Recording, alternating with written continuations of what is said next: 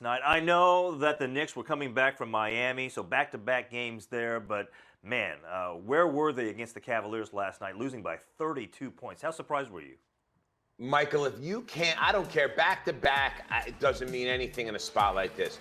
If you can't dial up intensity for LeBron James and Kevin Love and Kyrie Irving coming into Madison Square Garden, you got to shake your head. And for the Knicks last night, frankly, they were outclassed. Now, would Derrick Rose have made a difference in the game? He probably would have. They struggled early on to score enough, and their defense is awful. It's one of the worst defenses in the league. So if the Knicks aren't going to be able to score with you, they're finished. They couldn't score with the Cavs. Maybe if they have Rose, it's a little bit of a closer game because Rose is a guy, probably really the only guy on the Knicks team that's very difficult for the Cavs to guard outside of Porzingis. But once the game got out of control, this was early garbage time for New York. And I think for the Knicks, listen, this is a bottom half type of playoff team in the Eastern Conference, a 7-8 seed.